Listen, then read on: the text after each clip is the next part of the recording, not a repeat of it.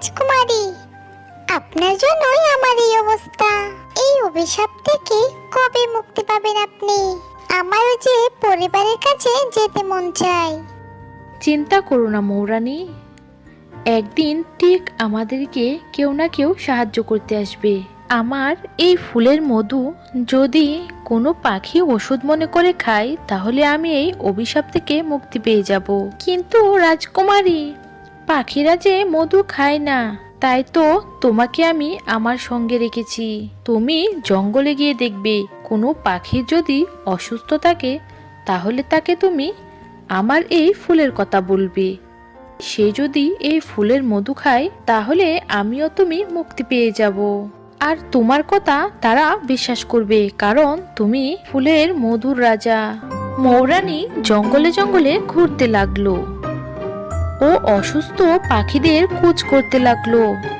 তখন সে একটা টুনির দেখা পায় ও সে টুনিকে জিজ্ঞেস করলো, কি ব্যাপার টুনি, তোমার কি হয়েছে? আমি উড়তে গিয়ে পড়ে গেছি।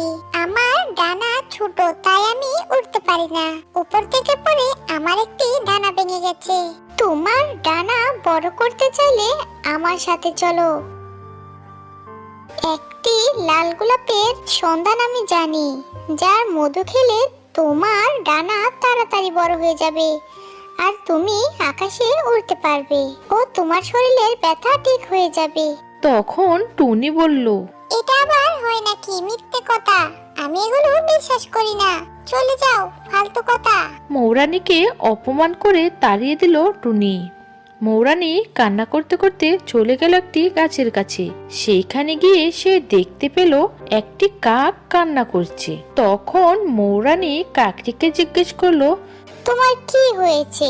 তখন কাকটি বলল, কিছুদিন হলো আমি চোখে ঝাপসা ঝাপসা দেখি, মনে হয় আমি অন্ধ হয়ে যাব। না না, কেঁদো না তুমি, আমি এই রোগের ওষুধ জানি। তুমি চলো আমার সাথে।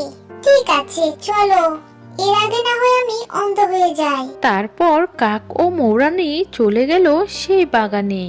কাকটি সেই গোলাপ থেকে মধু পান করে।